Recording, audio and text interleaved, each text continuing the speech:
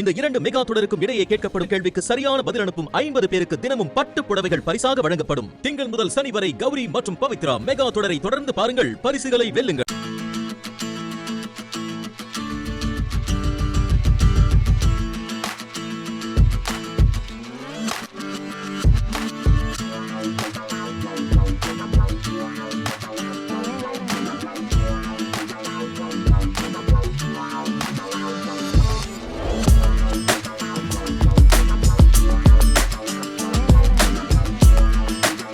வணக்கம் நண்பர்களே, இன்னும் ஒரு இனிய காலை பொழுதில் தீதும் நன்றும் நிகழ்ச்சியில் உங்களை சந்திப்பதில் மிக்க மகிழ்ச்சி அடைகிறேன். இன்றைக்கு ஒரு சுவாரஸ்யமான தினம் பற்றி நான் உங்களிடம் பேசப்போகிறேன். நிறைய ஐரோப்பிய நாடுகளில் இன்றைய தினம் உலக கனிவு தினமாக கொண்டாடப்படுகிறது. கனிவாக நடந்து கொள்வது என்றால் என்ன? அதாவது வேர்ல்டு கைண்ட்னஸ் டே. இந்த கனிவு என்பது எதை குறிக்கிறது? நாம் நிச்சயமாக இந்தியாவில் கூட அதை நாம் கொண்டாட வேண்டிய ஒரு அவசியம் இருக்கிறது. இந்த கனிவு என்பது ஒவ்வொரு மனிதனும் இன்னொரு மனிதனிடம் காட்ட வேண்டிய ஒரு பரிவு, நல்லுணர்ச்சி, இதம் என்று சொல்லலாம். இது தேவைப்படாத இடங்களே இல்லை. நாம் பார்த்திங்கன்னா ஒரு சாலையில் ஒரு வாகனத்தில் சென்று கொண்டிருக்கிறோம். ஒரு வாகனம் தவறுதலாக இன்னொரு வாகனத்தின் மீது இடித்து விடுகிறது. அது ஒரு பெரிய நமக்கு அதிர்ச்சியூட்டக்கூடிய விஷயம்தான். ஆனால் பெரிய பிரச்சனைகள் இல்லாத போதும் கூட நிறைய பேர் தெருவில் இறங்கி படுபயங்கரமாக சண்டை போட்டு கொண்டிருப்பதை பார்க்கிறோம். ஒரு போக்குவரத்து காவலர் ஒருவரை விசாரிக்கிற போது அவர் எவ்வளவு மோசமாக அந்த வண்டி ஓட்டி கொண்டு வருகிறவரை மிரட்டுகிறார் என்று நாம் பார்க்கிறோம். நிறைய இடங்களில் உயரதிகாரிகள் கீழே இருப்பவர்களை எப்படி அச்சுறுத்துகிறார்கள், அவமதிக்கிறார்கள் என்பதை நாம் பார்க்கிறோம். குடும்பங்களில், வீடுகளில் நீங்கள் பார்த்தீர்கள் என்றால் சிறு சிறு விஷயங்களுக்கு கூட ஒருவர் மற்றவர்களை இழித்துரைப்பது, பழித்துரைப்பது என்பதை பார்க்கிறோம். அலுவலகங்களில் அதே போன்ற விஷயங்களை பார்க்கிறோம். எல்லா மனிதர்களுமே தவறு செய்யக்கூடியவர்கள் தான். எல்லா மனிதர்களுமே அவர்கள் மனதளவில் பல திறமைகளையும் சில குறைபாடுகளையும் கொண்டவர்கள் தான். அப்படிப்பட்ட நிலையில் இந்த உலகத்தில் நாம் வெறுப்பை பரப்புகிற அளவிற்கு அல்லது வன்மத்தை நாம் கக்குகிற அளவுக்கு நாம் கனிவை பறக்கிறோம். வேர்ல்டு கைண்ட்னஸ் டே என்பது எதை குறிக்கிறது? அது உண்மையிலேயே ஒரு அன்பை, ஆதரவை, பரிவை அது குறிக்கிறது.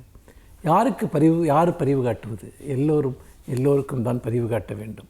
நம்முடைய சிறு உடல் மொழியில் நாம் சொல்கிற சிறு வார்த்தையில் நம் சக மனிதர்கள் மேல் அந்த பரிவை நாம் காட்டலாம்.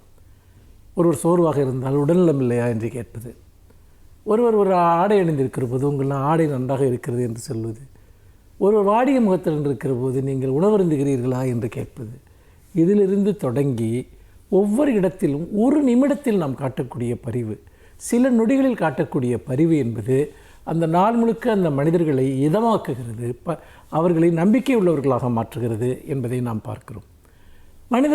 மனிதர்களை அங்கீகரிக்க வேண்டும். மனிதர்களை பாராட்ட வேண்டும். மனிதர்கள் தம்மால் இயன்றவற்றை தன்னுடைய சக மனிதர்களுக்கு அளித்து கொண்டே இருக்க வேண்டும். இப்படி அளிப்பதுதான் உயர்ந்த வாழ்க்கை. எத்தனை பேர் இதை பற்றி நாம் விழிப்புணர்வுடன் இருக்கிறோம்? இப்போ சேரிட்டி, சில பேருக்கு நமக்கு நிறைய நம்முடைய கருணை தேவைப்படும். சில பேருக்கு நம்முடைய உதவி தேவைப்படும். சில பேருக்கு பொருளாக, சில பேருக்கு உதவியாக, சில பேருக்கு ஒரு வழிகாட்டுதலாக, சில பேருக்கு ஒரு ஆறுதல் மொழியாக. பரிவின் வடிவங்கள் பற்பல, கனிவின் வடிவங்கள் பற்பல. அப்படி பார்க்கிற போது நாம் எல்லோருமே எல்லா நேரத்திலும் ஒரு தாயாகவோ தகப்பனாகவோ ஒட்டுமொத்தமாக நம்மை சுற்றி இருக்க எல்லோருக்குமே இருக்க வேண்டும், நம்முடைய குழந்தைகளுக்கு மட்டுமல்ல. அப்படி இருக்கிற மனிதர்கள் தான் மற்றவர்களுடைய இதயங்களில் உயர்ந்து நிற்கிறார்கள், சிறந்த இடத்தை வகிக்கிறார்கள். அதனால் தான் நான் சொல்கிறேன், இந்த உலக கனிவு தினத்தில், இந்த வேர்ல்டு கைண்ட்னஸ் டே என்று கொண்டாடப்படக்கூடிய இந்த தினத்தில் நாம் நம்முடைய கனிவை நாம் பயிற்சி செய்வோம், நம்முடைய கனிவை நாம் பழகுவோம். ஒரு நாளைக்கு நாம் எத்தனை நிமிடங்கள் மற்றவர்களிடம் கனிவாக நடந்து கொள்கிறோம் என்பதை நாம் சிந்தித்து பார்ப்போம். ஒவ்வொரு நாளும் நமக்கு ஒவ்வொரு செய்தியை சொல்கிறது. இந்த நாள் கனிவின் முக்கியத்துவத்தை நமக்கு கற்பிக்கிறது. மீண்டும் இன்னும் ஒரு புதிய சிந்தனையோடு உங்களை சந்திக்கிறேன். நன்றி, வணக்கம்.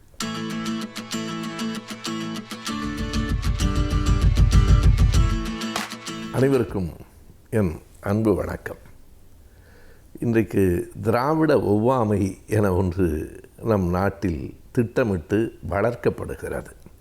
திராவிட இயக்கம்தான் நமக்கு கல்விக்கூடங்களை திறந்து விட்டது, சமத்துவ கோட்பாட்டை கொண்டு வந்தது. ஆனாலும் திராவிட இயக்கத்தை எதிர்த்து அதனால் பயன்பெற்ற சிலரே இன்றைக்கு செயல்பட்டு கொண்டிருப்பதை நாம் பார்க்கிறோம். அதில் மிக சிறியதாக ஒரு செய்தியை சொல்ல வேண்டுமென்றால், பெரியார் என்னும் சொல்லை தவிர்த்து ஈவேரா என்று இப்போது சிலர் பேசுகிறார்கள். அறிஞர் அண்ணா அல்ல அண்ணாதுரை என்கிறார்கள், கலைஞர் அல்ல கருணாநிதி என்கிறார்கள். அதில் ஒன்றும் பிழை இல்லை. அவரவரை அவரவர் பெயர்களால் சுட்டுவதில் எந்த பிழையும் இல்லை. நாம் கூட வீட்டில் அப்பாவை அப்பா என்றும் அழைக்கலாம், அப்பாவை பெயர் சொல்லியும் அழைக்கலாம். அப்பாவை அப்பா என்று அழைப்பது ஒரு மரியாதை என்று கருதுகிற இயல்பு இருக்கிறது. இல்லை இல்லை, அவருடைய பெயர் அதுதானே, எனவே நான் அவரை பெயர் சொல்லித்தான் அழைப்பேன் என்றும் சொல்லலாம். அது அவரவர் விருப்பம். ஆனால் ஈவேரா என்று இன்றைக்கு அழைக்கிறவர்கள் ஒரு செய்தியை அறிந்திருப்பார்களா என்று தெரியவில்லை. அவருக்கு பெரியார் என்கிற ஒரு பட்டம் ஒரு பெண்கள் மாநாட்டில் கொடுக்கப்பட்ட நாள் நவம்பர் 13, 1938 ஆண்டு நவம்பர் மாதம் 13ஆம் நாள் சென்னையில் இருக்கிற ஒற்றை வாடை திரையரங்கம், அன்றைக்கு அந்த ஒற்றை வாடை திரையரங்கம் இருந்தது. அந்த இடத்தில் ஒரு பெரிய மாநாடு. அந்த மாநாட்டில்தான் ஐயா பெரியார் அவர்களை இனி நாம் ஈவேரா என்று அழைக்காமல் பெரியார் என்று அழைக்க வேண்டும். காரணம், எவ்வளவோ சீர்திருத்த பெரியவர்கள் வந்திருக்கிறார்கள். ஆனாலும் பெரியார் செய்ததைப் போல சீர்திருத்தங்கள், குறிப்பாக பெண்களின் வாழ்வில் அவர் ஏற்படுத்திய புதிய சிந்தனைகள், மறுமலர்ச்சி, இவையெல்லாம் இதற்கு முன் நாம் காணாதது. எனவே இந்த பெண்கள் மாநாட்டில் அவர்களை பெரியார் என்று இனி அழைக்க வேண்டும் என தீர்மானத்தை நிறைவேற்றுகிறோம் என நிறைவேற்றினார்கள். அந்த மாநாட்டில் முதன்மை பொறுப்பு வகித்தவர்களில் ஒருவர் மறைமலை அடிகளார் அவர்களினுடைய மகள் நீலாம்பிகை அவர்கள், பிறகு மூவாலூர் ராமாமிர்தத்தம்மையார், நாராயணி அம்மாள், மீனாம்பாள் சிவராஜ் எல்லோரும் அதிலே இருந்தார்கள். எல்லோரும் சேர்ந்துதான் பெரியார் என்று ஒரு பட்டத்தை கொடுத்தார்கள்.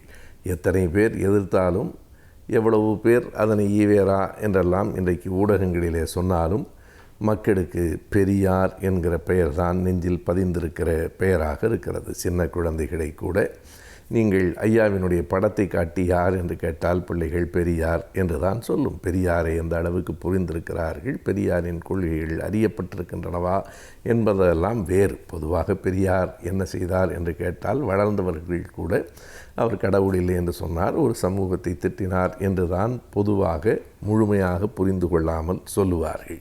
அவர் சமூக நீதிக்கு, சகோதரத்துவத்துக்கு, பாலின சமத்துவத்திற்கு பாடுபட்டவர் என்பதெல்லாம் இன்னொரு பக்கம். அவர் இந்த மண்ணில் ஒரு அறிவியல் பார்வையை, பகுத்தறிவை வளர்க்க வேண்டும் என்று விரும்பினார், அதற்காக பாடுபட்டார். இப்படியெல்லாம் பெரியாரை வகுத்தும் பகுத்தும் முழுமையாக அறிந்து கொள்ளாதவர்கள் கூட அவருடைய பெயர் பெரியார் என்று தான் கருதுவார்கள்.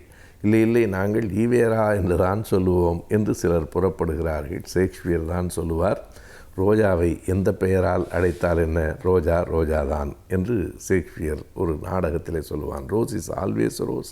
நீங்கள் எந்த பெயரில் வேண்டுமானாலும் அழைத்துக் கொள்ளுங்கள், ரோஜாவினுடைய நிறம் மாறாது, ரோஜாவினுடைய மனம் மாறாது, ரோஜாவினுடைய அழகு மாறாது, ரோஜா ரோஜாதான். நீங்கள் எப்படி வேண்டுமானாலும் அழைக்கலாம் என்பது போல பெரியாரை எப்படி வேண்டுமானாலும் யார் வேண்டுமானாலும் அழைக்கலாம். ஆனால் பெரியார் பெரியார் தான். அவரை போல, அவருக்கு இணையாக இந்த சமூகத்துக்கு தொண்டு செய்த இன்னொரு மனிதரை பார்க்க முடியாது. பெரியார் விமர்சனங்களுக்கெல்லாம் அப்பாற்பட்டவரா? அப்படியெல்லாம் இல்லை. பெரியாரினுடைய மொழி பார்வை முற்றிலும் சரியானதா? சிலர் வேறுபடலாம். எப்படி இருந்தாலும் பெரியார் இந்த சமூகத்துக்கு செய்த தொண்டு என்பதை யாராலும் எளிதில் புறந்தள்ளிவிட முடியாது.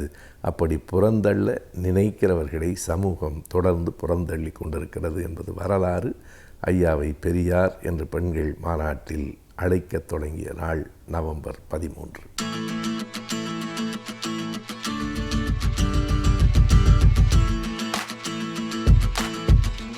இனிய காலை வணக்கம் நேயர்களே. சயின்ஸ் அண்ட் டெக்னாலஜிங்கிற தொகுப்பில் கம்ப்யூட்டர் சயின்ஸ் அட்வான்ஸ்மெண்ட் அப்படிங்கிற பிரிவில் நம்ம இன்றைக்கி பார்க்க போகிற தலைப்பு cyber crime and cyber security, cyber குற்றங்களும் சைபர் பாதுகாப்புகளும்.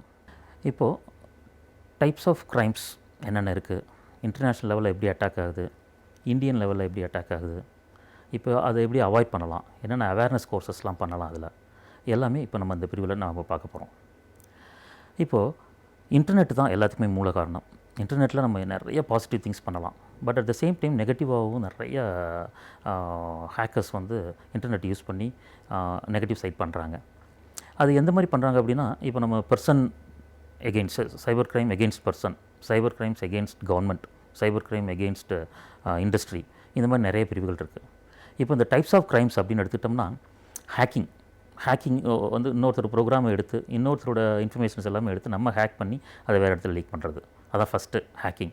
செகண்ட் பார்த்திங்கன்னா இட்ஸ் அ கிராக்கர்ஸ் வந்து ஒரு இதில் போட்டு ஃபிசிக்கலாக ஒரு செகண்டரி ஸ்டோரேஜோ, ஒரு ஸ்டோரேஜ் டிவைஸோ, ஒரு ஹார்ட் டிஸ்கோ, ஒரு யூஎஸ்பியோ டேமேஜ் பண்ணுறது கிராக்கர்ஸ். அதே மாதிரி ஸ்கிரிப்ட் கிடில் ப்ரோக்ராமை வந்து நமக்கு ஒரு ஏதாவது ரேண்டம் நம்பர் ஜென்ரேஷன் பண்ணி அந்த ப்ரோக்ராம் ஒர்க் அவுட் பண்ணாமல் போடுறது. அன்எத்திக்கல் எம்ப்ளாயி, ஒரு கம்பெனிலேருந்து நமக்கு பிடிக்கல இன்னொரு கம்பெனிக்கு போகிறோம் அப்படின்னா இந்த கம்பெனியில் உள்ள இன்ஃபர்மேஷன்ஸ் எல்லாம் எடுத்து லீக் பண்ணுறது. சைபர் டெரரிஸ்ட், இது வந்து எக்ஸ்ட்ரீம் லெவல். நம்மளோட சைபர் டெரரிஸ்ட்னால் போய் கவர்மெண்ட்டுக்கே ஒரு அலர்ட் கொடுக்குறது, இது பண்ணலைன்னா நாங்கள் இந்த பயங்கரவாதம் பண்ணுவோம் அப்படின்னு ஒரு தீவிரவாத தாக்கல் பண்ணுறது. அது மாதிரி கார்ப்பரேட் ஸ்பை, அதாவது ப்ரைவசி அண்ட் கான்ஃபிடென்ஷியாலிட்டி, எல்லா கம்பெனியோட லீக் இன்ஃபர்மேஷன்ஸ் எடுத்து அனதர் கம்பெனிக்கு லீக் பண்ணுறது. ஸோ இதோட ட்ராக்கிங் பண்ணுறது, இதெல்லாம் டைப்ஸ் ஆஃப் க்ரைம். இது வந்து இன்டர்நேஷனல் லெவலில் எந்த அளவுக்கு அட்டாக் ஆகிருக்கு அப்படின்னு பார்த்தா, இப்போ லாஸ் ஏஞ்சல்ஸ்லாம் ஒரு டிராஃபிக் சிஸ்டத்தையே கொலாப்ஸ் பண்ணார் ஒருத்தர். அது 10 லேன் 8 லேன் இருந்தால் கூட ஒரு லேன்லேருந்து அடுத்த லேன் டைவர்ட் பண்ண மாட்டாங்க. பட் என்டையர் சிஸ்டம் கொலாப்ஸ் பண்ணி 4 நாள் ஆச்சு அதோட ரெக்கவர் பண்ணுறதுக்கு அவங்களுக்கு. இதே ஆஸ்திரேலியன் அட்டாக் வந்து 250 டன்னோ ஒரு வேஸ்டேஜை வந்து ஒரு ரிவரில் கலக்க வச்சாங்க. அது என்ன ரீசன் கேட்டால் வெரி சில்லி ரீசன். அவரோட அப்பாயின்மெண்ட், அதாவது எங்கெங்கே கம்பெனிக்கு போகிறாரோ அதெல்லாம் வந்து எங்கேயுமே ரிஜெக்ட் ஆகிருக்காரு. அதனால் ஒரு வெக்ஸ் ஆகி இப்படி பண்ணார். இது North Korea Sony entertainment complete சேனலை ஹைஜாக் பண்ணிவிட்டு அன்ரிலீஸ்டு மூவிலாம் வந்து அதில் போட்டாங்க. சைனீஸ் அட்டாக் வந்து பார்த்திங்கன்னா அந்த யூஎஸில் உள்ள அது கம்ப்ளீட்டாக அது இதெல்லாம் இருக்குது, டேட்டா பேஸ் இருக்குது, அதோட வெதர் ஃபோர்காஸ்டிங் இருக்குது, எல்லாமே கண்ட்ரோல் எடுத்துகிட்டு அதை மாற்றினாங்க. இப்போ இது காரில் வந்து யூஎஸ் இன்னொன்று பார்த்திங்கன்னா கார் இருக்குது, காரில் வந்து சிப் யூஸ் பண்ணுறாங்க. சிப்பு வந்து பாசிட்டிவ் தான். ஸோ அந்த பாசிட்டிவாக பண்ணுறதுக்கு வந்து அதே சிப்பை ஒரு இன்னொரு ஹேக்கர் கையில் கிடச்சாங்கன்னா இப்போ நம்மளோட பிரேக்கு, நம்மளோட ஆக்சிலேட்டரு, ஸ்பீடு எல்லாம் கம்ப்ளீட்டாக வந்து அவரோட ஹேக்கர் கையில் போச்சுன்னா ஏதாவது ஆக்சிடென்ட் ஆகிறதுக்கு அந்த மாதிரிலாம் பண்ணாங்க. போர்லாண்டில் வந்து ஏரோப்ளைன் ஹேக்கிங் கம்ப்ளீட்டாக எடுத்து ஏதோ ஒரு அடுத்த சிக்னல் கிடைக்காதுன்னா ஒரு இடத்துல இறக்கி விட்டாங்க. ராயல் பேங்க் ஆஃப் ஸ்காட்லாண்டில் வந்து ஒரு நம்பர் 1 பேங்க்கு, அதிலே பார்த்திங்கன்னா 12 hours அந்த ஏடிஎம்மில் அட்டாக் பண்ணால் எதுவும் ஒர்க் பண்ணாமல் விடுறாங்க. அது மாதிரி எம்பிஏ அப்ளிகேஷன் ட்ராக்கிங் ஒரு இது பண்ணி ஹார்வர்ட் யூனிவர்சிட்டிலே வந்து நிறைய பேர் அதனால் ரிஜெக்ட் பண்ணாங்க. ஸோ இப்போ நம்ம இந்தியா லெவலில் பார்த்திங்கன்னா இந்த அளவுக்கு பெரிய அளவு தாக்கம் கிடையாது. பட் பர்சன்ஸ் வைஸ் இப்போ ஒரு பர்சன் வந்து ஒரு சைபர் ப்ரொஃபைலிங் எல்லாமே போட்டுறாங்க. அதனால் அதுலேருந்து ஒரு பர்சன் மேலே பிடிக்கல, இல்லைன்னா ஒரு செக்ஷுவல் ஹராஸ்மெண்ட்ஸ் இந்த மாதிரிலாம் நிறைய நடந்துகிட்ருக்கு இந்தியாவில். இப்போ 25 கோடி மக்கள் வந்து இந்தியாவில் வந்து கம்ப்யூட்டர் யூஸ் பண்ணுறாங்க. அதில் வந்து 4.20 கோடி மக்கள் வந்து சைபர் கிரைம்னால் அஃபெக்ட் ஆகிறாங்க. அதாவது ஒரு ஆல்மோஸ்ட் ஒரு 5ல் ஒரு பகுதி வந்து ஆட்டோமேட்டிக்காக அதில் அஃபெக்ட் ஆகிறாங்க. பட் இன்னொரு புள்ளியில் என்ன சொல்லுதுன்னா 72,000 கம்ப்ளைண்ட்ஸ் வந்து 2004லேருந்து 2014 வரை 10 வருஷத்துக்கு கம்ப்ளைண்ட் புக் ஆகிருக்கு. அதனால் இப்போ ஆவரேஜாக பார்த்திங்கன்னா 6,000 கம்ப்ளைண்ட் ஒரு வருஷத்துக்கு. பட் இன்னொரு சர்வே என்ன சொல்லுதுன்னா 14,000 கம்ப்ளைண்ட் வந்து ஒரு மாதத்துலேயே நடக்குது. ஸோ 14,000 கம்ப்ளைண்ட் ஒரு மாதத்தில் நடக்கும்போது 1,80,000 கம்ப்ளைண்ட் இருக்குது. அந்த நேரத்தில் 6,000 கம்ப்ளைண்ட் தான் நம்ம புக் பண்ணுறோம். ஸோ இதுக்கு என்னென்னா அவேர்னஸ் தேவை. ஸோ அந்த அவேர்னஸ் இருந்துச்சுன்னா இந்த மாதிரி கம்ப்ளைண்ட்லாம் ஈஸியாக புக் பண்ணிடுவோம். ஸோ நம்ம எஜுகேஷன் சிஸ்டமே முதல்ல கொஞ்சம் நிறைய மாற்றணும். இப்போ ஒரு சின்ன ஒரு கோர்சஸ் இருக்குன்னா ஒரு 100 நாள் ஒரு கோர்ஸ் பண்ணி அந்த ஹேக்கிங் கோர்ஸ் நடத்துவோம். பட் இது யூஎஸ்லேயோ யூகேலேயோ பார்த்தீங்கன்னா 2 years நடத்துவாங்க. ஸோ என்ன கொஸ்டின் என்ன ஆன்சர் அது மட்டும் தான் இங்கே பண்ணுறோம், ப்ராக்டிக்கலாக யூஸ் பண்ண மாட்டோம். அதனால் மாற்றணும். சர்டிஃபைட் எத்திக்கல் ஹேக்கிங் அந்த மாதிரி கோர்சஸ்லாம் இருக்குது. இப்போ ஹேக்கர்ஸ் வந்து பார்த்திங்கன்னா நம்மளோட விட அவங்க நிறைய நாலேஜபிளாக இருப்பாங்க. இப்போ நம்ம ஒரு ப்ரோக்ராம் எழுதுகிறோம், அதை வந்து நம்மளோட அந்த ஐடியாவை ஹேக் பண்ணி அது எப்படி ஒர்க் பண்ணாமல் இருக்கிறது அப்படிங்கிறத திங்க் பண்ணும்போது நம்ம இந்த மாதிரி கோர்சஸ்லாம் நிறைய பண்ணால் தான் அதோட லூப் ஹோல்ஸ்லாம் நமக்கு தெரியும். இப்போ பெங்களூரில் பார்த்திங்கன்னா cyber crime first cyber crime police station இருக்குது. இப்போ மகளிர் காவல் நிலையம் இருக்கிற மாதிரி சைபர் கிரைம் போலீஸ் ஸ்டேஷன்ஸ் இருக்குது. அதுக்கப்புறம் ஒரு 4-5 இடத்துல தான் சைபர் கிரைம் போலீஸ் ஸ்டேஷன்ஸ் தனியாக இருக்குது. ஸோ இந்த மாதிரி தான் அதிகமாக கொண்டு வரணும். இப்போது விமன் வந்து நமக்கு நிறைய ஹராஸ்மெண்ட்ஸு, செக்ஷுவல் ஹராஸ்மெண்ட்ஸு அந்த மாதிரி நிறைய குற்றங்கள் வந்து சைபர் குற்றங்கள் வந்து விமனுக்கு பெண்களுக்கு எதிர்மாக தான் நிறைய நடந்துகிட்டு இருக்குது. இப்போ அந்த இது வந்து சமூகத்தை நம்ம குற்றம் சொன்னாலுமே நம்ம பெண்களும் அதுக்கு, இப்போ நம்ம மக்களும் அதுக்கு ஒரு காரணம் தான். இப்போ பார்த்திங்கன்னா இப்போ ஃபேஸ்புக் ப்ரொஃபைல் இருக்குது, அதில் ஒரு டேட் ஆஃப் பர்த்து, நம்ம நேமு, நம்மளோட பேரண்ட்ஸ் நேமு, நம்மளோட பிரதர்ஸ் நேமு, சிஸ்டர்ஸ் நேமு, நம்ம எங்கே படித்தோம், யூஜி எங்கே பண்ணோம், பிஜி எங்கே பண்ணோம், எங்கே ஃபஸ்ட்டு எம்ப்ளாய்மெண்ட் பண்ணோம், நேற்று எங்கே போனோம், இன்றைக்கி எங்கே போனோம், நாளைக்கு எங்கே, இது எல்லா டீட்டெயில்ஸ் இருக்கும்போது ஒரு ஹேக்கர்ஸ் வரும்போது அவங்களுக்கு பெரிய பெரிய ரிசர்ச்லாம் பண்ண வேண்டிய அவசியமே இல்லை. ஆட்டோமேட்டிக்காகவே அவங்க ஈஸியாக அதில் வந்து ஒரு போனாங்களே நம்மளோட டீட்டெயில்ஸ் ஃபுல்லாக அது பண்ணி ஹேக் பண்ணுறதுக்கு சான்சஸ் இருக்குது.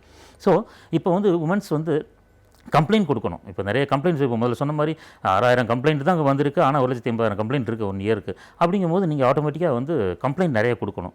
கம்ப்ளைண்ட் கொடுக்குறதுக்கு வந்து ஃபஸ்ட்டு போகாமல் இருக்கலாம். இப்போ கேர்ள்ஸ்னால ஃபஸ்ட்டு போகாமல் இருக்கலாம், பேரண்ட்ஸ் போய் ஃபஸ்ட்டு அதை ஃபோட்டோ எடுத்து பண்ணலாம். அந்த ஃபோட்டோ எடுத்து பண்ணும்போது கொடுத்துட்டு திரும்ப எப்போ தேவைப்படுதோ அப்போ போய் நீங்கள் அது பார்க்கலாம். ஸோ இப்போ நம்ம எப்படி எப்படிலாம் அவாய்ட் பண்ணலாம் சைபர் செக்யூரிட்டி யூஸ் பண்ணி அப்படின்னு பார்க்கும்போது, இப்போ பார்த்தீங்கன்னா இப்போ யூஎஸ்பி இருக்குது, நம்ம சிடி இருக்குது, நிறைய. இப்போ யூஎஸ்பிலாம் பார்த்தீங்கன்னா ஒரு 64 கிலோபைட் 120 கிலோபைட் சின்ன அதெல்லாம் எடுத்து எல்லா இன்ஃபர்மேஷன் எடுத்து நம்ம லாக்கர்லேயே போட்டு வைக்கலாம் அந்த யூஎஸ்பியை. அது மாதிரி நமக்கு வந்து கிரெடிட் கார்டு வந்து நமக்கு ஒரு சிவிவி நம்பர்னு கேட்பாங்க, அதெல்லாம் நம்ம அவாய்ட் பண்ணிடணும். அன்னெசரி. இப்போ ஒரு 4 பேர் இருக்கோம், 5,000 நம்பர் நம்ம ஹாய் சொல்ல மாட்டோம். பட் நம்ம ஃபேஸ்புக்கில் பார்த்தீங்கன்னா எல்லாருமே அந்த மியூச்சுவல் ஃபண்ட்ஸில் வந்து எல்லாருக்குமே நம்ம இன்ட்ரோடியூஸ் ஆகிட்டு இருக்கோம், அதெல்லாம் நம்ம அவாய்ட் பண்ணலாம். இப்போ அதே மாதிரி பாஸ்வேர்டு ரொம்ப ரொம்ப இம்பார்ட்டன்ட். இது பாஸ்வேர்டு தான். பாஸ்வேர்ட் செக்கிங் வந்து நம்ம இப்போ ஜெயபால் ராஜா என்னோட பேர், இப்போ ஒவ்வொன்றுக்கு இப்போ ஜேங்கிற இடத்துல நம்ம ஒரு எக்ஸ்க்ளமேட்டரி மார்க்கு, இப்போ ஈங்கிற இடத்துல எக்ஸ்பிளமெண்ட் மார்க்கு, அது மாதிரி ஒய்ங்கிறது கொஷின் மார்க், இதை கொஷின் மார்க் கொடுக்கலாம். அது மாதிரி RA அப்படியே வைக்கலாம். ஸோ ஒரு டாலர் போடலாம். ஸோ இதெல்லாம் காம்பினேஷன்ஸ் பண்ணி பார்த்தா உங்களுக்கு பாஸ்வேர்ட் செக்கிங்கிறது யாருமே ஈஸியாக டேஸ்ட் அவுட் பண்ண முடியாது. அது மாதிரி நம்ம ஃப்ரெண்ட்ஸ்னு சொல்லிட்டு இன்றைக்கி பாஸ்வேர்ட் சொல்லியிருப்போம், பட் நாலு பேர் அதே ஃப்ரெண்டு வந்து நமக்கு இதாகலாம். அப்போ நம்ம பாஸ்வேர்டு மாற்றலாம். பட் என்னென்னா அவன் எனிமி ஆனால் கூட வந்து நமக்கு வந்து பாஸ்வேர்டு வந்து எப்படி நம்ம வைப்போம் அப்படிங்கிற ஐடியா வந்து அவங்களுக்கு இருக்குது. ஸோ இந்த மாதிரி நமக்கு எல்லாமே பாஸ்வேர்டு செக்கிங்கில் இருந்து, கிரெடிட் கார்டில் இருந்து நம்மளோட செக்யூரபிள் லைஃப் நமக்கு நல்லா போகிறதுக்கு நம்ம பாசிட்டிவாக இன்டர்நெட்டை ஒர்க் பண்ணோம்னா நிறைய பாசிட்டிவ் லைஃப்பில் நமக்கு அச்சீவ் பண்ணலாம். இதுதான் வந்து நம்ம சைபர் செக்யூரிட்டி அண்ட் சைபர் கிரைமோட சாராம்சம். அடுத்த வாரம் இதே மாதிரி ஒரு கம்ப்யூட்டர் சயின்ஸ் டாப்பிக்கில் நம்ம அடுத்த வாரம் பார்க்கலாம்.